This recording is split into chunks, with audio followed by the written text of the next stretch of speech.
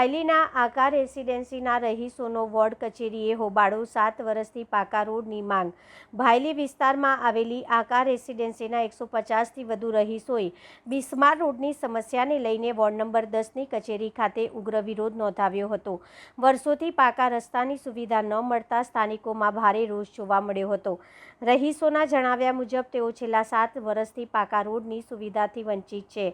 ચોમાસાની ઋતુમાં સમગ્ર માર્ગ કાદવ અને કીચડમાં ફેરવાઈ જતા રોજિંદી અવરજવરમાં ભારે મુશ્કેલીનો સામનો કરવો પડે છે। સ્થાનિકોના આક્ષેપ અનુસાર ખરાબ રસ્તાના કારણે સ્કૂલ વાન, રિક્ષા અને ઓનલાઈન ટેક્સી ચાલકો પણ સોસાયટી સુધી આવવાનો ઇનકાર કરે છે, જેના કારણે બાળકો, વૃદ્ધો અને અન્ય રહેવાસીઓને મુશ્કેલી પડી રહી છે।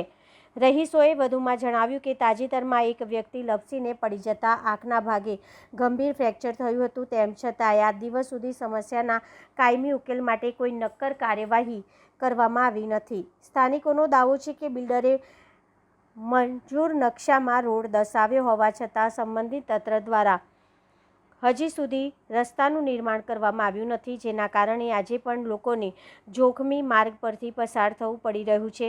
રહીશોએ વોર્ડ કચેરી ખાતે તાત્કાલિક પાકો રોડ બનાવવાની માંગ સાથે રજૂઆત કરી હતી અને સમયસર કાર્યવાહી નહીં થાય તો આગામી દિવસોમાં વધુ ઉગ્ર આંદોલનની ચીમકી ઉચ્ચારી હતી।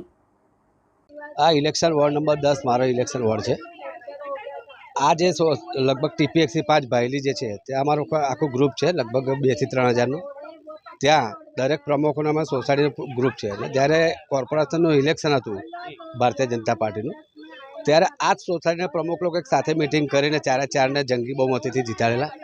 ત્યારે આ વસ્તુ છે કે જ્યારે મારા કહેવા પર આખી સોસાયટીએ ભાજપનો વોટ આપ્યો તો આ લોકો આજે મારા સવારે ઘરે હતા, એટલે મેં એમને કીધું કે આપણે રજૂઆત કરીએ કોર્પોરેશનમાં જઈને। કારણ કે છેલ્લા 7-6 વર્ષથી ભાયલી ગામ જે છે આખું ટીપીએક્સી 5 એ બધું વડોદરા શહેર વોર્ડ નંબર 10માં આવે છે। સ્વાભાવિક છે કે આ લોકો કરોડો રૂપિયાનો જો ટેક્સ ભરતા હોય, ટેક્સ પેયર છે।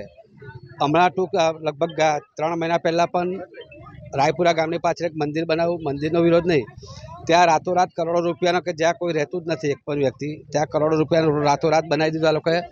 જ્યારે આ લોકો કરોડો રૂપિયા ટેક્સ ભરે છે ત્યારે આ લોકોને છેલ્લા 5 વર્ષથી વારંવાર રજૂઆત કરવા છતાં, કોર્પોરેટર ધારાસભ્ય લોકોની સૂચના હોવા છતાં પણ જે તે અધિકારી, જે ઉપલા અધિકારી છે દર્શિલ મહેતા સાહેબ, એમને બી સૂચના આપી છે કે ભાઈ આ રોડ તમારે બનાવવાનો છે।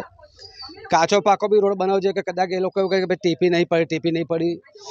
આજે તાલુકા પોલીસ સ્ટેશનની બાજુમાં જ્યાં ટીપી નથી પડી ત્યાં રાતોરાત આ લોકોએ રોડ બનાવી દીધો છે। કારણ કે ત્યાં લોકોને પેલા ડીમાર્ટમાં જવા માટે રસ્તો બનાવી દીધો।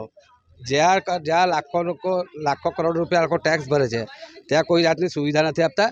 એટલે આ લોકો મારા જોડે હતા, એટલે મારો સ્વાભાવિક છે કે હું ભારતીય જનતા પાર્ટીના વિરોધ નથી કરતા, આ બધા ભારતીય જનતા પાર્ટીના જ છે। પરંતુ ભાજપને જો વોટ આપ્યા, આ લોકો ખોબા ભરીને વોટ આપ્યા હોય તો સ્વાભાવિક છે કે કામ તો કરવું જ પડશે। કારણ કે મોદી સાહેબની જે બી મોદી સાહેબની સૂચના છે કે રાતે 2 વાગે પણ આ લોકોને કામ કરવા પડશે ઉઠાવીને, તો આ લોકો જો કામ નહીં કરે તો અમે મોદી સાહેબની જે યોજનાઓ છે કઈ રીતે અમે જો લઈ જઈશું? અમે મોદી સાહેબની યોજના લઈને જઈશું તો આ લોકો અમને ધક્કા મારીને કાઢશે। એનું કારણ છે કે અમે એમના કામ નહીં કરીએ તો અમે કયા મોડે અમને ત્યાં જવા છે? એટલે અમે કહેવા માંગીએ કે અધિકારી સૂચના આપવા છતાં પણ નીચેલા અધિકારી લોકો કામ કરવું પડશે। કારણ કે ભારતીય જનતા પાર્ટીનું જો નામ ખરાબ કરતા હોય તો નીચેલા અધિકારી લોકો કરે છે। કારણ કે એ લોકો ત્યાં જઈને કામ નથી કરતા, માત્ર ફોટા પાડીને મોકલી આપે છે। એટલે આ તો એક ખાલી ઝલક છે। જો રોડ નહીં બને તો ટીપીએક્સી 5ના હજારોની સંખ્યામાં આ ઓફિસમાં આવીને બેસશે તો આ લોકોને જવાબ આપવો ભારે પડી જશે। એટલે મહેરબાની કરીને ભારતીય જનતા પાર્ટીનું નામ ખરાબ ના કરે, અધિકારી જે તે અધિકારીને સૂચના આપે, એ કામ કરે। ખાલી આ લોકોને કામથી મતલબ છે, આ કોઈ ભાજપનો વિરોધ કરવા નથી આવ્યા, પણ એમને જે સુવિધા જોઈએ સુવિધા આપવી પડશે। રોડ, રસ્તા, પાણી, સ્ટ્રીટ લાઇટની સુવિધા તો આપવી જ પડશે।